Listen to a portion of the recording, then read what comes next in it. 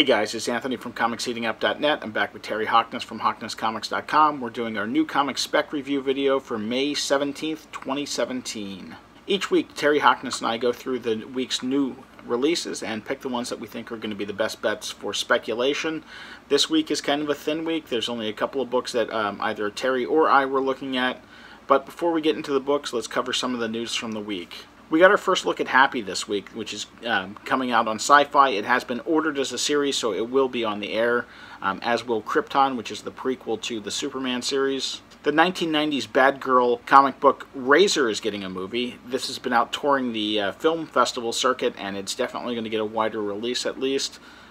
We'll see what happens with the back issues. Zeros and ones have been selling out all over the place. Going back to the Razor movie for a second, that's done by Rob Cohen. Rob Cohen has another comic coming out this week. Well, the fourth issue in the series of Red Dog is coming out this week.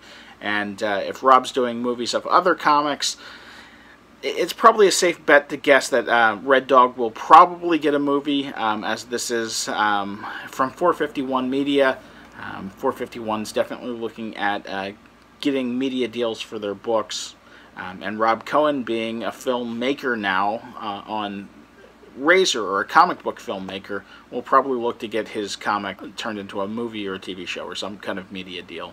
We showed the Orlando MegaCon variants that are coming out. They're only doing two different books this year. They're doing a Venom 150 and they're doing a Batman Adventures 12, which is going to be their last Batman Adventures cover.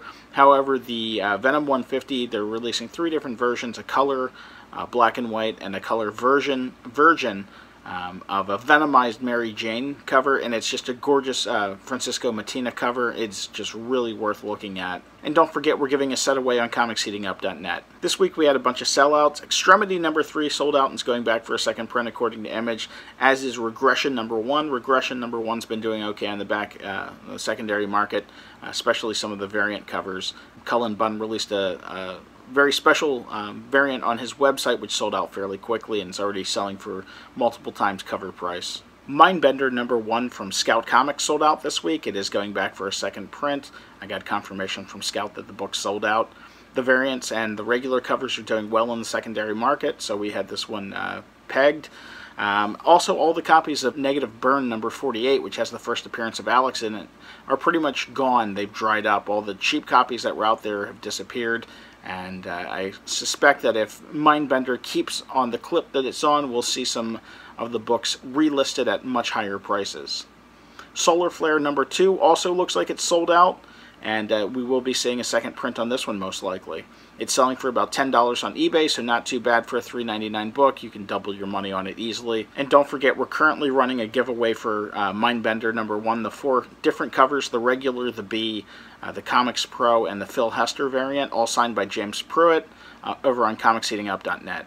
So Terry, do you want to go ahead and get us started with this week's picks?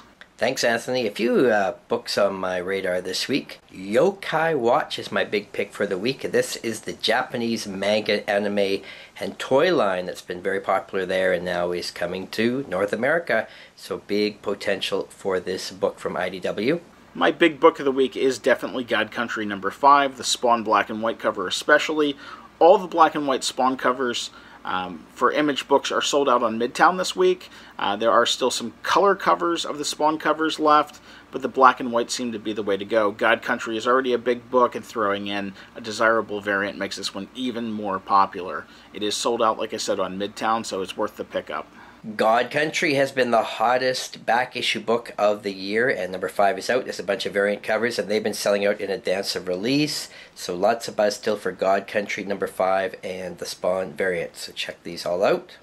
The only other book I'm really looking at is Harley Quinn 20B. That's the Frank Cho variant. It's kind of a cute kitten, and Harley Quinn in a different style than we have been seeing from Frank Cho. It's really a cool cover. But it's very different from Frank Cho's normal style, so it's definitely worth the pickup. These B covers are the ones to grab. They seem to be doing better than the A covers because they're either shorter printed, even though they're supposed to be a 50-50 split, or they're not just being ordered as much. And over at DC, there is another lenticular variant cover for the new issue of Flash number 22. These have been very popular the past month. Not a complete guarantee this is going to heat up, but there's been extreme demand for these, so it's worth betting on this one. And of course you can see the other releases of the week. I ranked them on my website from 1 to 10. 10 is the highest. You'll see I didn't give any 10s this week. Lots of so-so 50-50s. The big variant of the week, which I wouldn't touch, I'm not saying this is a spec book at all, but it's the Gen X #1 Brian Hitch remastered variant. Midtown had it up for $1,000 with a 15% discount, so it's still $850, which is just a ridiculous price. Like I said, I wouldn't touch this one. If one falls into your lap really cheap, sure, go ahead and grab it. But barring that, I would stay away from that. There's a Luke Cage #1 Mike Deodato variant that is sold out on Midtown and it looks really good. Secret Empire 2 has a J. Scott Campbell cover. J. Scott Campbell's extremely popular. This one features Daredevil, so it doesn't feature his normal styled women. So this one might not do as well on the secondary market. But if you can find it cheap, grab it. Sadly, the best looking cover on the market this week is completely dead speculation. It's not a book that I would recommend as a spec. I would grab it for the art alone. And that's the Powers Volume 4 #8 David Mack variant. It's just a gorgeous cover. So that's it for us this week. Again, like I said, it's a very small week. Neither Terry nor I had that many picks. There's just not that many great books hitting the market this week. I'm not saying that there's not going to be some great readers, but for spec purposes, it's just not there this week. But anyway, thanks for watching. If you're watching on YouTube, please give us the thumbs up, like button. Leave us a comment on what you're specking on this week or what your pickups are.